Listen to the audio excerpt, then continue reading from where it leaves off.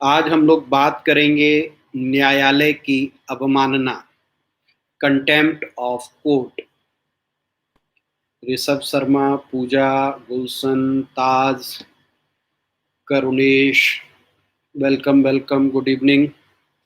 शुरू किया जाए। आवाज आ रही है?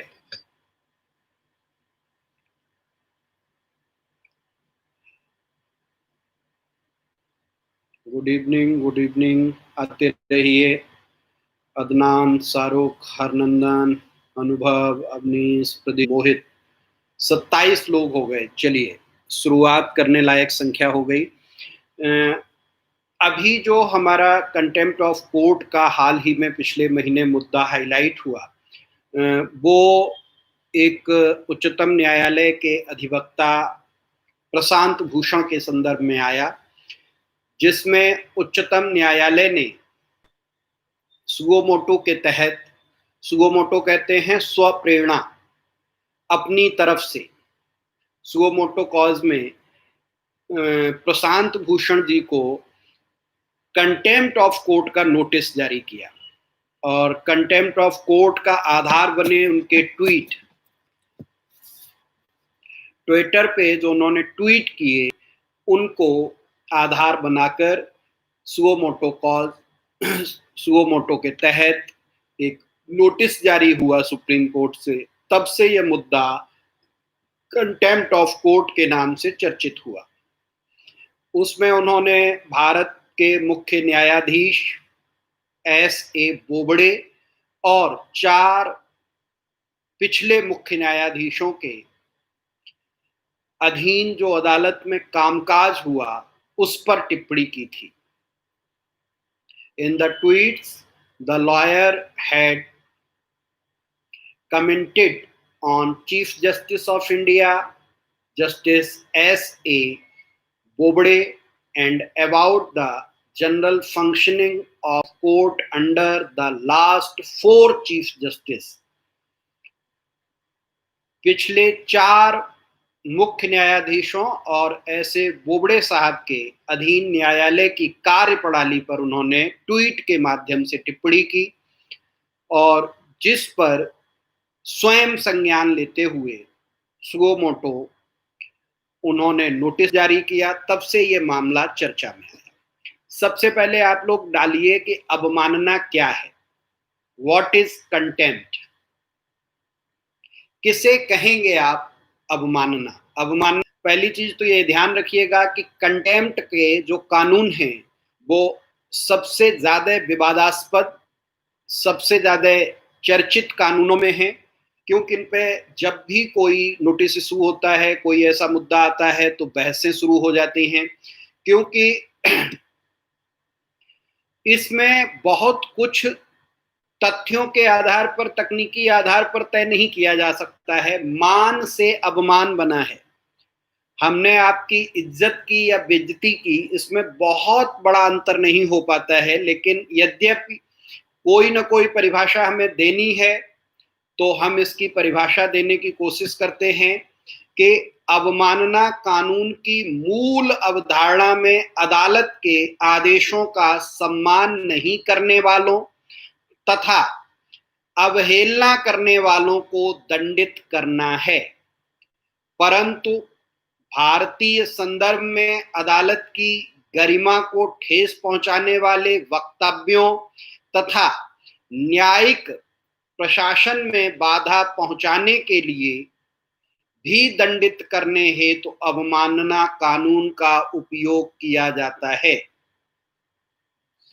इसमें जो परिभाषित किया जाता है कि हम किसको न्यायालय की अवमानना में रखेंगे, तो while the basis idea of a contempt law is to punish those who do not respect the orders of the courts, in the Indian context, contempt is also used to punish speech that lowers the dignity of the court and interferes with the administration of justice. ठीक है दोस्तों, इस परिभाषा में यही स्पष्ट किया गया कि सामान्यतः तो कंटेम्प्ट का जो मामला बनता है या जिसे हम अवमानना कहते हैं, वह अदालत के आदेशों का सम्मान न करने के संदर्भ में है या अदालत के आदेश की अवहेलना करने के संदर्भ में है। अर्थात अदालत ने जो हमें आदेश दिया है उस आदेश को न मानना या उस आदेश का पालन न करना कंटेम्प्ट के मामले में माना जाता है। लेकिन भारतीय संदर्भ में अदालत की गरिमा, कोर्ट की डिग्निटी महत्वपूर्ण है या न्यायिक प्रशासन में बाधा पहुंचाना। इसीलिए भारतीय न्यायालय की अवमानना के संदर्भ में दो तरह की अवमाननाएं हैं।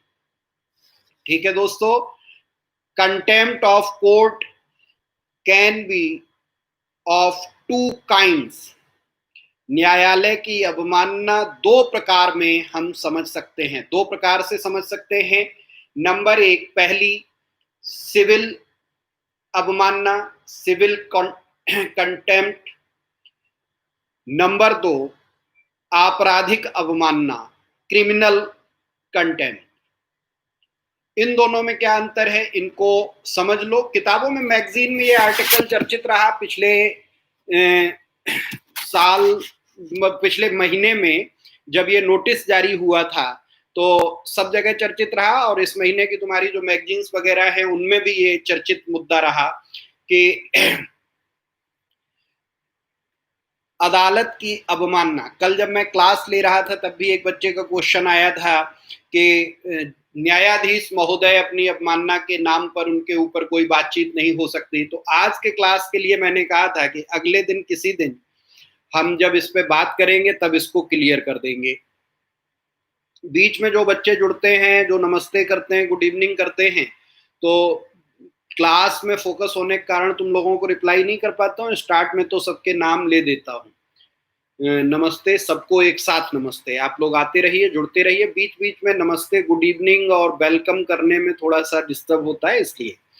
तो दो तरह की अवमाननाओं की बात हमारे भारतीय परिप्रेक्ष्य में होती है, सिविल कंटेम्प्ट, सिविल अवमानना, और क्रिमिनल कंटेम्प्ट, आपराधिक अवमानना। इन दोनों में क्या अंतर है?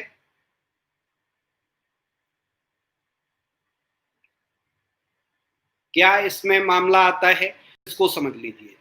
सिविल मामले में सिर्फ और सिर्फ ये होता है कि किसी भी फैसले, आदेश, दिशा निर्देश, रिट या अदालत की किसी प्रक्रिया या उपक्रम में जानबूझकर आप उसका उल्लंघन करें। ठीक, डिसओबीडियंस इंपॉर्टेंट होता है, डिसओबीडियंस।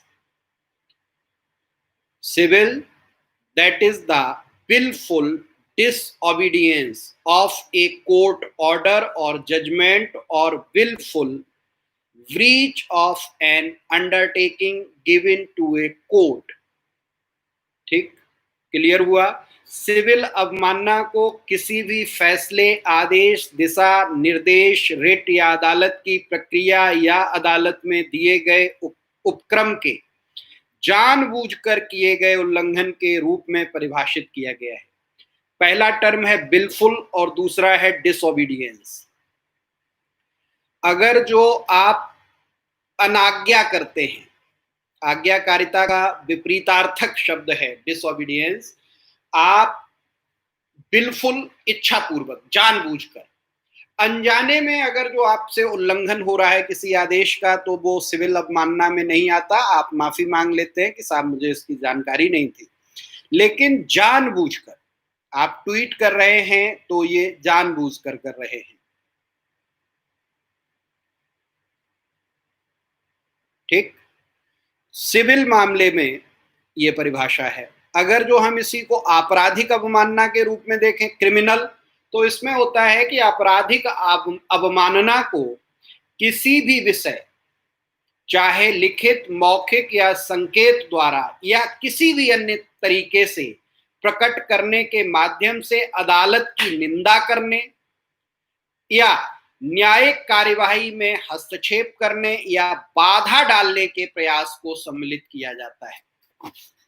जो क्रिमिनल कंटेम्प्ट ऑफ कोर्ट होगा उसमें क्या, दैट इज रिटन और स्पोकन वर्ड्स और any act that scandalizes the court or lowers its authority or prejudices or interferes with the due course of a judicial proceedings or interferes, obstructs the administration of justice।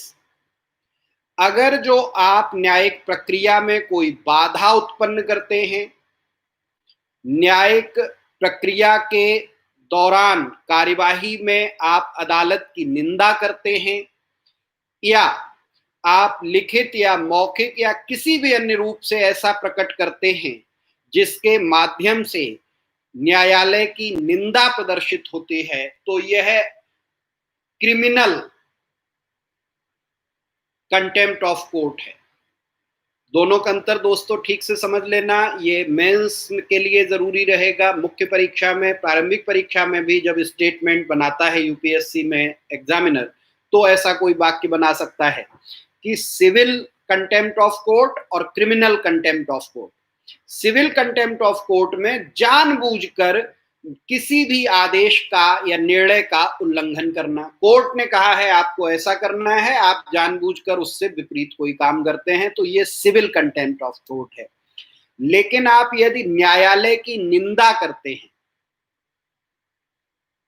यदि आप न्यायालय की निंदा करते हैं, या आप न्यायालय किसी मामले पर सुनवाई कर रहा है और आप कोई विरोध प्रदर्शन कर रहे हैं, तो ये क्रिमिनल कंटेम्प्ट ऑफ कोर्ट है।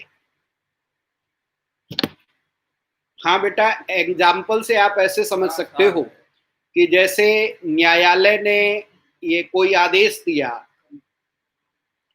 कि आपको घर से नहीं निकलना है और आप जानबूझकर घर से बाहर निकल गए, तो ये क्या हुआ, सिविल कंटेम्प्ट ऑफ कोर्ट। लेकिन अगर जो आपने ट्वीट करके कोई मैसेज लिखा और लिखा कि न्यायाधीश और न्यायालय ठीक काम नहीं कर रहे हैं, भारतीय न्यायिक व्यवस्था सड़ गई है, ऐसा कुछ भी बोलना या ऐसा कुछ भी लिखना या ट्वीट करना, ये या कहीं भी आप प्रदर्शित करना या कोई पट्टी पे लिख के आप टहले, तो ये क्रिमिनल कंटेम्प्ट ऑफ कोर्ट है। क्लियर हुआ बेटा? सरल शब्दों में मैं समझा रहा हूं, एग्जाम्पल की भी जरूरत नहीं। अगर जो जानबूझकर किसी आदेश, निर्देश या किसी भी डायरेक्शन को डिसओबे आप करते हैं, विलफुल डिसओबे, विलफुल डिसओबीडियंस, यही टर्म मैंने समझाया, बस इसी समझ में आ जाएगा कि ये सिविल कंटेम्प्ट ऑफ कोर्ट है। लेकिन आप न्यायालय की कोई बुराई कर रहे हैं, कोई निंदा कर रहे हैं, उसके बारे में गलत शब्दों का प्रयोग कर रहे हैं, तो ये क्रिमिनल कंटेम्प्ट ऑफ कोर्ट है। आप लोगों को जानकारी है, प्रशांत भूषण जी को जो कंटेम्प्ट ऑफ कोर्ट का नोटिस इशू हुआ है, वो कौन सा नोटिस इशू हुआ है, सिविल कंटेम्प्ट ऑफ कोर्ट, अब तुमने समझ लिया, इससे बताओ, या क्रिमिनल कंटेम्प्ट ऑफ कोर्ट, क्या होगा बताओ बेटा सुरभि? अगर जो क्लियर हुआ, civil contempt of court and criminal contempt of court.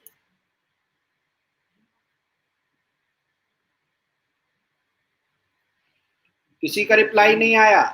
अभी बताया कि यदि आप, हाँ criminal, criminal, very good, criminal contempt of court है ये, सिविल कंटेम्प्ट ऑफ कोर्ट नहीं है। सिविल कंटेम्प्ट ऑफ कोर्ट में तो जानबूझकर आदेश का पालन न करना, आज्ञा को न मानना। लेकिन आप लिख रहे हैं ट्वीट में, किसी निर्णय के खिलाफ लिख रहे हैं, तो ये क्रिमिनल कंटेम्प्ट ऑफ कोर्ट है। क्लियर हो गया? चलो, अब इसी में अगर जो कभी तुमसे मुख्य परीक्षा में या कहीं इंटरव्यू में कभी कोई बातचीत होती है और कोई ऐसा प्रश्न तुम्हारे सामने आता है कि भारतीय संविधान में कंटेम्प्ट ऑफ कोर्ट के बारे में क्या प्रोविजंस हैं, तो रिलीवेंट प्रोविजंस इन कॉन्स्टिट्यूशन, इस नजरिए से जब आप देखेंगे तो सबसे महत्वपूर्ण जो 2 आर्टिकल हैं आपको याद रखना है, आर्टिकल 129 एंड आर्टिकल 215। आप लोग हमेशा याद रखिए, मैंने बताया था कि आर्टिकल को रटने के बजाय आर्टिकल को याद करने के लिए कोई ना कोई लिंक ब्रेन में बना लीजिए। परीक्षा में जब आपको ये टोटल फर्स्ट आर्टिकल से लेके 395 तक ये पता होता है कि यहां से लेकर यहां तक आर्टिकल इस पार्ट में, इस चैप्टर में इससे संबंधित है, तो वहां से उत्तर निकल आता है। जैसे जो उच्चतम न्यायालय के प्रावधान शुरू होते हैं वो किस आर्टिकल से होते हैं? 124, 124, ठीक है। और उच्चतम न्यायालय के बाद नेक्स्ट चैप्टर तुम्हारा भाग 5 में कौन सा है? कैग से संबंधित। कैग अभी चर्चित रहेगा, याद रखना, नए कैग की नियुक्ति हो गई है, आज वो मेरा मुद्दा नहीं है। लेकिन आर्टिकल 148 से आर्टिकल 151 तक कैग के बारे में प्रावधान है, तो 147 तक वहां होंगे। तो 124 से 147 के बीच ही सुप्रीम कोर्ट के संबंध में आएंगे प्रावधान, ठीक। ऐसे ही याद करने के लिए हमने कहा सुप्रीम कोर्ट का आर्टिकल कहां शुरू होता है? 124। उससे दूसरे नंबर पे कोर्ट कौन होता है? High court. तो दूसरे नंबर का है तो 2 पहले कर दो। तो हाई कोर्ट के प्रोविजन कहां से शुरू होते हैं? 214, 214 से। तो ऐसे याद रखोगे तो तुम्हें अपने आप याद हो जाएगा। अब हमने क्या बताया? 124 से सुप्रीम कोर्ट शुरू होता है, तो 129 में आर्टिकल 129 में लिखा हुआ है कि भारत का उच्चतम न्यायालय एक अभिलेख न्यायालय होगा। यह भी क्वेश्चन आता है, अभिलेख न्यायालय, record of court, court of record, ठीक। रिकॉर्ड कोर्ट कौन कौन होंगे?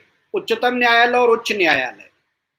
और आगे अगली लाइन में 129 की भाषा में जुड़ा हुआ है कि और अपनी अवमानना के संबंध में उच्चतम न्यायालय को दंड देने का अधिकार होगा। तो आर्टिकल 129 कंटेम्प्ट ऑफ कोर्ट पे पनिश करने का राइट देता है सुप्रीम कोर्ट को। ठीक उसी तरह से आर्टिकल 215 अनुच्छेद 215, क्योंकि 200 हमने बताया 2 आगे कर दो 1 पीछे कर दो, तो 214 से शुरू होता है हाई कोर्ट, उसी पे 215 में अगला आर्टिकल है कि उच्च न्यायालय जो हैं वो क्या होंगे? उच्च न्यायालय भी अभिलेख न्यायालय होंगे, रिकॉर्ड कोर्ट होंगे, और उन्हें भी अपनी अवमानना के संबंध में दंड देने का अधिकार होगा। ठीक दोस्तों, तो 2 महत्वपूर्ण आर्टिकल हमने बता दिए, article 129 and article 215 of the constitution of India empowers the Supreme Court and High Court respectively to punish people for their respective contempt। अपनी अवमानना के लिए इन दोनों न्यायालयों को क्रमशः अनुच्छेद 129 और 215 में अवमानना के लिए दंडित करने की शक्ति प्रदान की गई है। फिर इसी से जुड़ा हुआ अगर जो एक जिक्र आता है, तो हमने जब तुम्हें आर्टिकल 19 पढ़ाया था, और आर्टिकल 19 में, आर्टिकल 19 क्या है? वाक और अभिव्यक्ति की स्वतंत्रता, right to freedom of speech and expression. तो आर्टिकल 19 का फर्स्ट पॉइंट का जो ए सब आर्टिकल है, सब आर्टिकल ए, वो क्या है? Right to freedom of speech and freedom of expression, वाक और अभिव्यक्ति की स्वतंत्रता का अधिकार। उस पे जो लिमिटेशंस हैं, रिस्ट्रिक्शंस हैं, उस पर जो प्रतिबंध हैं, उनमें एक प्रतिबंध है कंटेम्प्ट ऑफ कोर्ट। याद करना, आपके बोलने की और अभिव्यक्ति करने की स्वतंत्रता कब बाधित की जा सकती है, कब प्रतिबंधित की जा सकती है?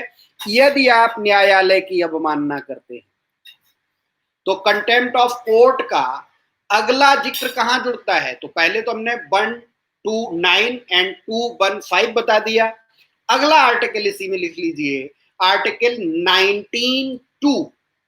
19(2) क्यों कह रहा हूं? क्योंकि 19(1) के रिस्ट्रिक्शन आर्टिकल 19(2) में दिए गए हैं। जब पॉलिटी पढ़ाई थी, आर्टिकल 19 पढ़ाया था, तो ये बात मैंने क्लास में क्लियर की थी। तो 19(2), ठीक है दोस्तों। अनुच्छेद 19(2) में न्यायालय की अवमानना को प्रतिबंध के रूप में घोषित किया गया है, जिसके आधार पर आपकी अनुच्छेद 19(1) में प्रदान की गई वाक और अभिव्यक्ति की स्वतंत्रता के अधिकार को प्रतिबंधित किया जा सकता है। ठीक है, तो इंडियन कॉन्स्टिट्यूशन में ये आर्टिकल रिलेट करते हैं किससे? कंटेम्प्ट ऑफ कोर्ट से। फिर कंटेम्प्ट ऑफ कोर्ट पर 1971 में एक कानून बना और इस कानून की धारा 10 स्पष्ट करती है कि उच्च न्यायालय अपने अधीनस्थ न्यायालयों को अवमानना करने पर दंड देने की शक्ति रखता है।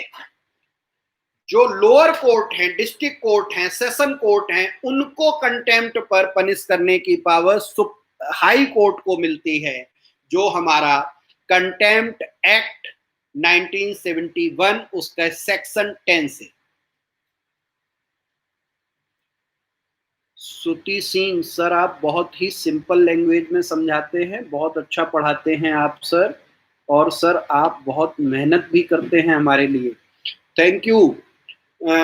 कल तुम लोगों का एक और बढ़िया क्लास होगा। कल साइंस टेक पे करंट पढ़ाने के लिए राज सर तुम्हारे साथ होंगे इसी चैनल पे, श्रेष्ठ आईएएस पे, कल रात 9 बजे साइंस एंड टेक का।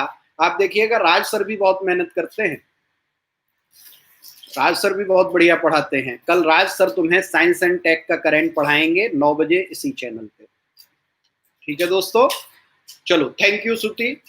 तारीफ सबको अपनी अच्छी लगती है, ऐसा हमारे निवर्तमान प्रधानमंत्री मनमोहन सिंह ने ऑफिशियल स्टेटमेंट दिया था, तारीफ सबको अच्छी लगती है। कल राज सर से आप लोग करंट पढ़िएगा साइंस टेक का। अभी इसको समझिए, आज हम कंटेम्प्ट ऑफ कोर्ट को क्लियर करते हैं। कंटेम्प्ट ऑफ कोर्ट में जो आर्टिकल रिलेटेड हैं वो याद रखिएगा, 129, 215, आर्टिकल 19(2). ठीक, अब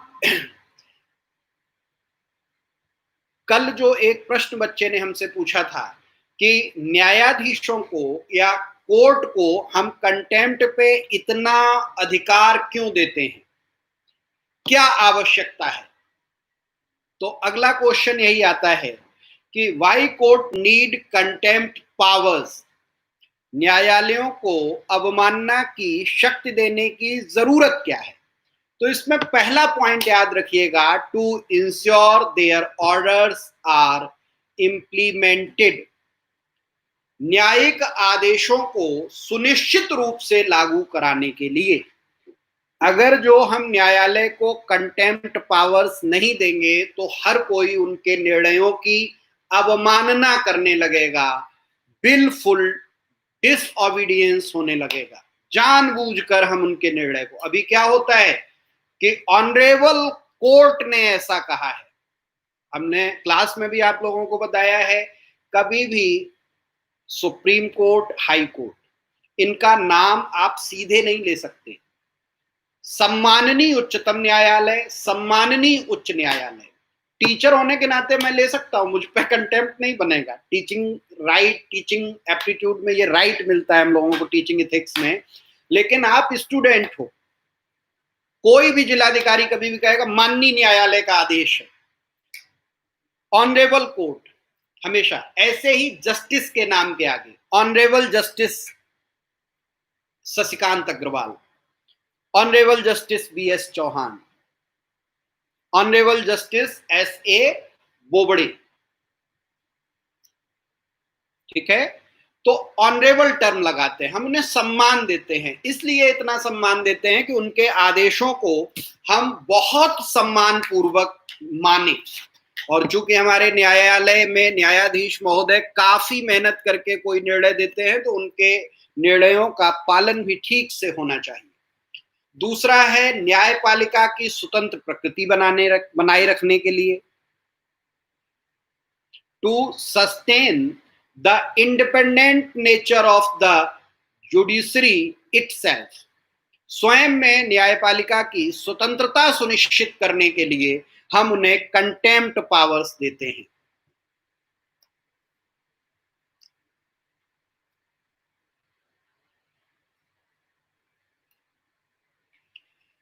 आगे इसमें कहा जाता है कि चूंकि न्यायपालिका द्वारा जारी आदेशों को सरकार अथवा निजी पक्षकारों द्वारा कार्यान्वित किया जाता है, यदि अदालतें अपने आदेशों को लागू कराने में असमर्थ हो जाएंगी तो विधि का शासन संकट में पड़ जाएगा।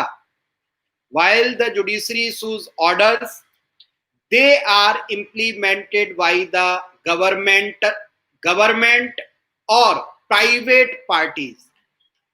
If the courts are unable to enforce their orders, then the rule of law itself will come to grinding halt. क्या होगा? जो न्यायालय आदेश देता है, जैसे कोर्ट ने दिया कि इनको फांसी दे दो, तो जज साहब फांसी नहीं देते, जज साहब सिर्फ आदेश देते हैं। उस आदेश का क्रियान्वयन कौन करता है? कार्यपालिका। कार्यपालिका क्या है? द एग्जीक्यूटिव क्या है? Part of the government.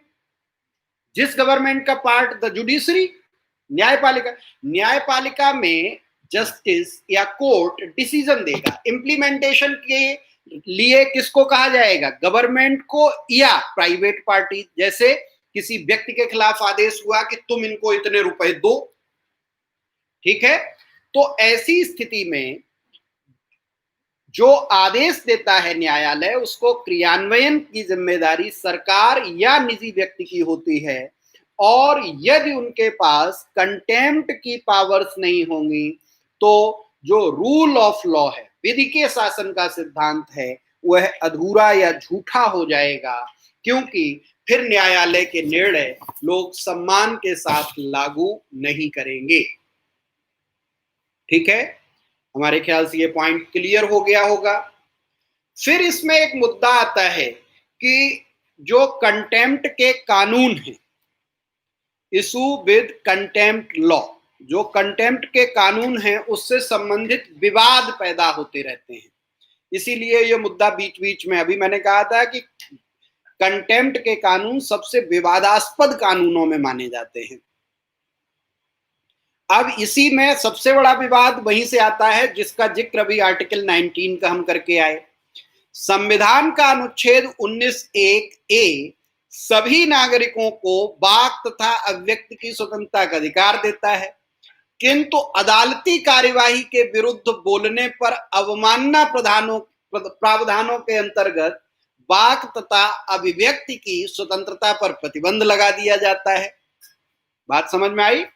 Article 19(1)(a) of the Constitution give the right to freedom of speech and expression to all citizens, while contempt provision curb people's freedom to speak against the court's functioning.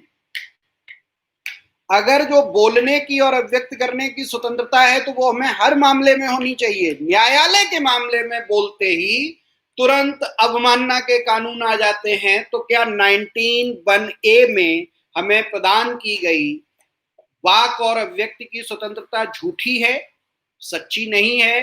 तो ये सबसे पहला मुद्दा।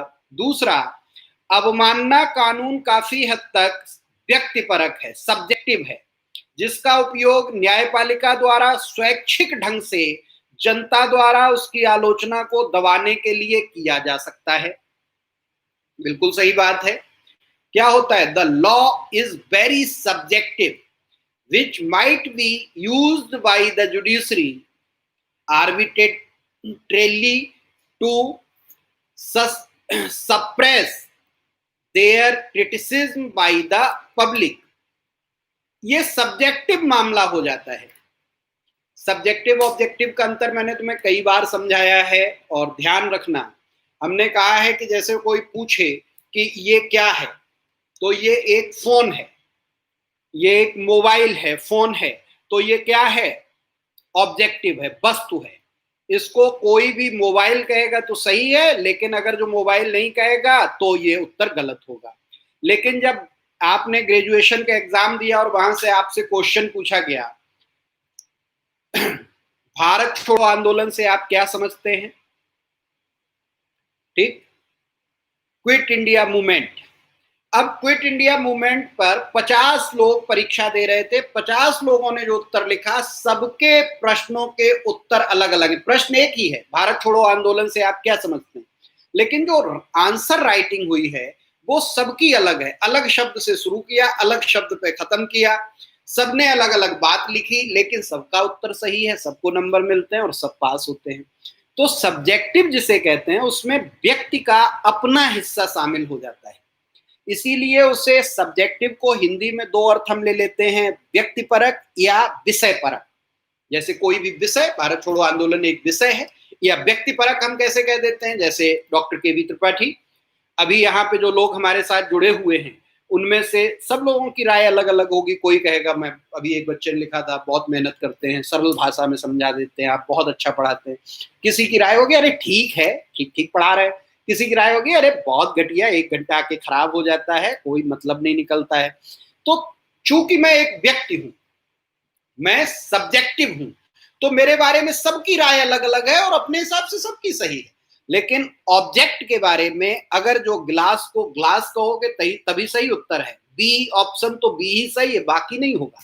तो ये objective subjectivity की बात आ जाती है। ऑब्जेक्टिविटी जहां होती है वहां विवाद कम होते हैं, जहां सब्जेक्टिविटी होती है वहां डाउट और विवाद और इल्यूजन हमेशा पैदा होते हैं, भ्रम। तो यहां पर सब्जेक्टिव है ये मामला कि न्यायालय ने निर्णय दिया, हमने कुछ बोला, न्यायालय को लगा नहीं मेरी कोई बेइज्जती नहीं हुई तो कोई बात नहीं, लेकिन उससे सरल बात किसी दूसरे ने बोली, लेकिन न्यायालय को लगा नहीं इससे तो मेरी बेइज्जती हो रही, तो उन्होंने कंटेम्प्ट का नोटिस कर दिया।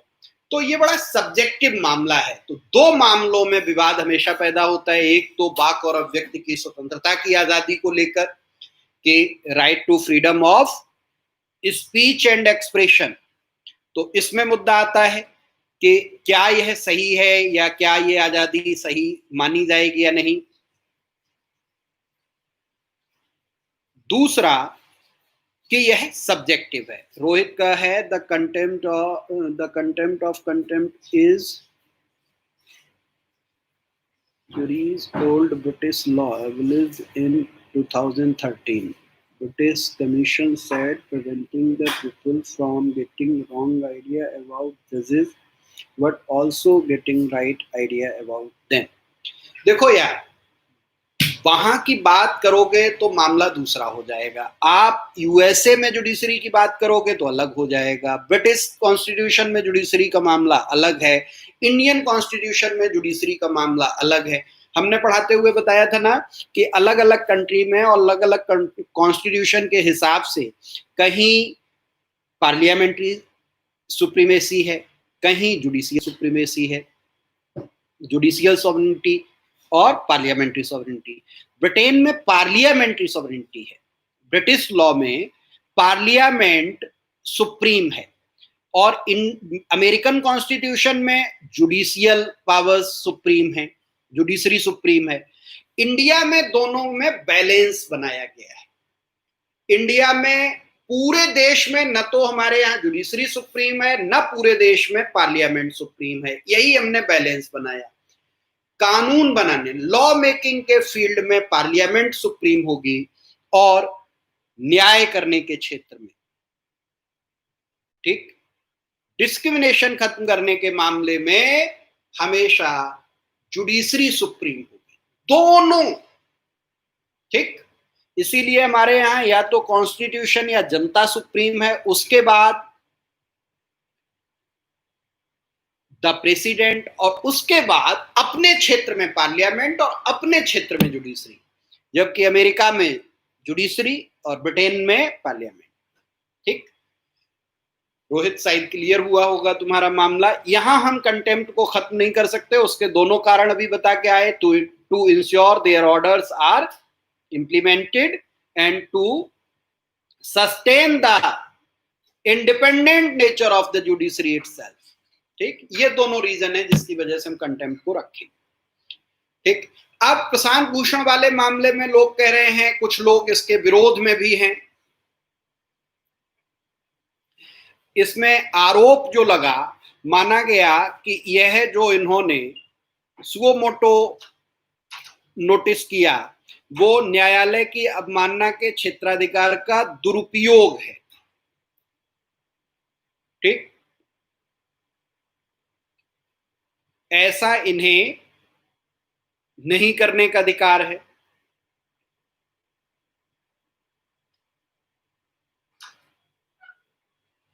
उनके जो ट्वीट हैं, उन्होंने कोई ट्वीट किया, उसमें ऐसा कुछ नहीं है जिससे अदालत की अवमानना को माना जाए।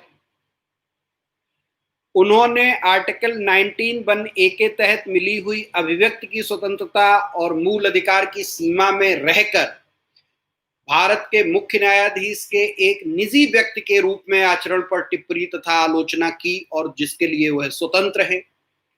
इसके अतिरिक्त प्रश्नगत ट्वीट समझ और टिप्पणी के दायरे में आते हैं तथा अवमानना की सीमा का उल्लंघन नहीं करते। अवमानना का न्याय सिद्धांत यह है कि व्यक्ति किसी निर्णय की आलोचना कर सकता है, लेकिन निर्णय के लिए न्यायाधीशों को अभिप्रेत नहीं किया जा सकता है। इसमें कुल मिला के यही बात है कि अगर जो उन्होंने निजी व्यक्ति के रूप में मुख्य न्यायाधीशों के बारे में कहा है तो यह अवमानना में नहीं आता न्यायालय की। ठीक,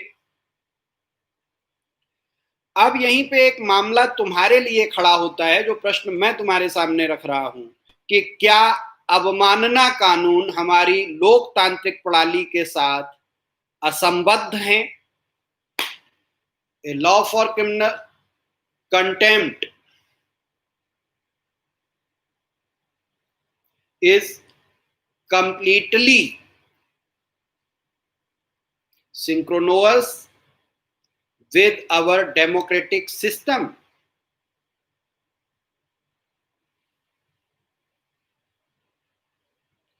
क्या यह हमारी न्यायिक अवमानना की जो व्यवस्था है यह लोकतांत्रिक व्यवस्था के साथ मैच करती है। प्रथम दृष्टया देखने में तो यही लगता है कि हमारी लोकतांत्रिक व्यवस्था में बोलने की आजादी सबको है और इसमें यह आजादी छिन जा रही है। ठीक है, इससे और क्या नुकसान होगा? लॉस ऑफ पब्लिक कॉन्फिडेंस, जनता के विश्वास की हानि होगी। जनता न्यायपालिका पे वो विश्वास नहीं कर पाएगी जो उसको करना चाहिए यदि इस तरह से अवमानना को वो यूज करेंगे।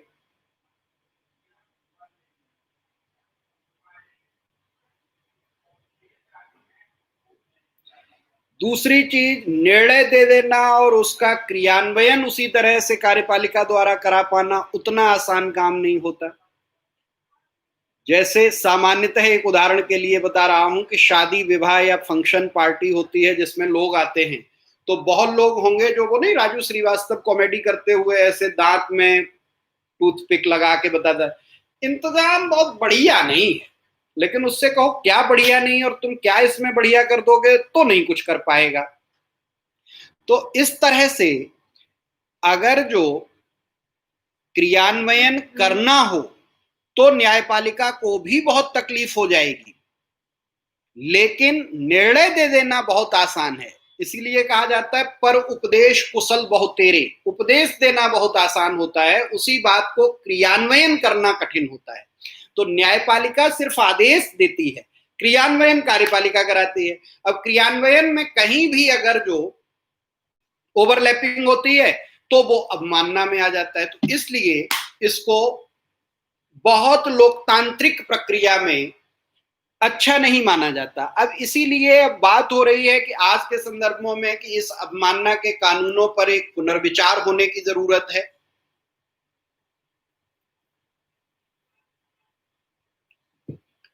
अगर जो ये अवमानना के कानून इसी तरह से ताकतवर बने रहेंगे तो तथ्यों की जांच में, परीक्षण में अगर जो कहीं कोई बात होती है, न्यायालय ने जो कह दिया उस पर कोई कुछ बोल ही नहीं सकता। ठीक, तो इस पे अभी प्रश्न आ रहे हैं और हमें इस पर विचार करने की जरूरत है कि क्या हम अवमानना वाले मामलों में विचार करें।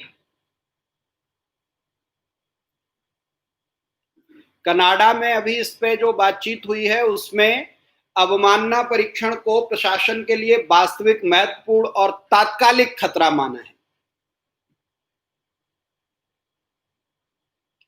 अमेरिका में जुडिशियल सुप्रीमेसी होने के बावजूद वहां पर जो टिप्पणी की जाती है उसे अवमानना कानून नहीं, उल्लंघन नहीं माना जाता। इंग्लैंड की तो बात ही अलग है, वहां पर अवमानना को उतना महत्व ही नहीं दिया जाता है। कुल मिला के अवमानना के बारे में हमने तुम्हें सारी चीजें डिटेल कर दी। अब जितने भी क्वेश्चन हो आप लोगों के वो हमसे डिस्कस कर सकते हो। कंटेम्प्ट ऑफ कोर्ट, कोई एग्जाम्पल देके तुम्हें जो डाउट चल रहा हो किसी मुद्दे वो पूछ सकते हो। सारे आर्टिकल बता दिए, अवमानना कंटेम्प्ट की डेफिनेशन बता दी, कंटेम्प्ट ऑफ कोर्ट के टाइप्स बता दिए, सिविल कंटेम्प्ट ऑफ कोर्ट और क्रिमिनल कंटेम्प्ट ऑफ कोर्ट। यहां से जो भी किसी का कोई डाउट हो वो पूछ सकता है।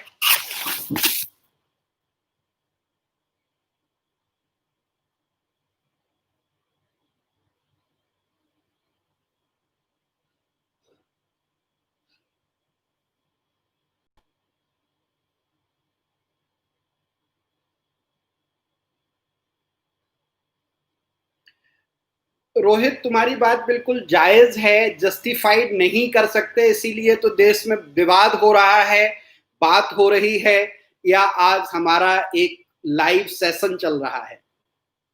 अगर जो ये जस्टिफाइड ही होता तो आज का क्लास ही नहीं होता। आंसर समझ में आ गया बेटा? अगर जो हम ऑनरेबल कोर्ट की सभी चीजों को सही ही मान रहे होते तो आज डिस्कस क्यों कर रहे होते? पूरे देश का बौद्धिक जगत अगर जो कंटेम्प्ट ऑफ कोर्ट के लॉ पर डिस्कस कर रहा है तो यह यही इशारा करता है कि यह पूरा प्रोसीजर जस्टिफाइड नहीं है।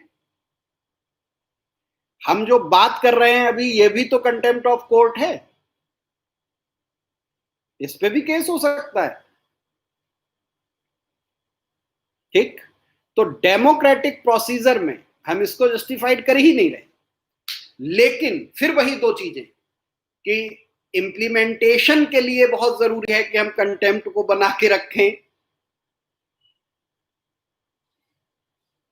और न्यायपालिका की स्वतंत्रता सुनिश्चित होनी बहुत जरूरी है। यदि इंडिपेंडेंट जुडिशरी नहीं होगी तो तुम जानते हो पॉलिटिकल इंटरफियरेंस कहां कहां कितना और कैसे होता है। अभी तो इस पे भी आलोचना हो रही है कि वर्तमान केंद्र की सरकार का इंटरफियरेंस सुप्रीम कोर्ट में है। अभी आप देखोगे पिछले मुख्य न्यायाधीश जो बहुत चर्चित थे वो आज राज्यसभा की सदस्यता लिए हुए बैठे हैं, जिसपे बहुत सारे प्रश्न चिन्ह उठ रहे हैं। आपको ऑफर भी किया गया था अगर जो नॉमिनेटेड मेंबर के रूप में, मेंबर ऑफ पार्लियामेंट के रूप में, आप प्रोटोकॉल सोचिए मेंबर ऑफ पार्लियामेंट का कहां होता है और चीफ जस्टिस ऑफ इंडिया का कहां होता है। आप retired chief justice of India होके मेंबर ऑफ पार्लियामेंट का नॉमिनेशन एक्सेप्ट कर रहे हैं। सोचना जरा रोहित इस पे एक बार। नाम ले देंगे तो कंटेम्प्ट ऑफ कोर्ट हो जाएगा, लेकिन समझ तो रहे हो ना? तो ठीक है, जो भी क्वेश्चन इस पे है आप लोग फटाफट पूछिए, और अगर जो आप लोगों को पूरा कॉन्सेप्ट क्लियर हो गया है तो आज की मेरी बातचीत सफल रही, जिसमें मैंने आपको what is contempt, types of contempt of court, related articles in constitution, current debate, what is issues, what are issues, इन सारे मुद्दों पे बात कर लिए। कोई क्वेश्चन हो तो ठीक है, नहीं तो आज के लिए बहुत बहुत धन्यवाद आप लोगों का जुड़ने के लिए। आज थोड़ा जल्दी हमारा पूरा हो रहा है पोर्शन,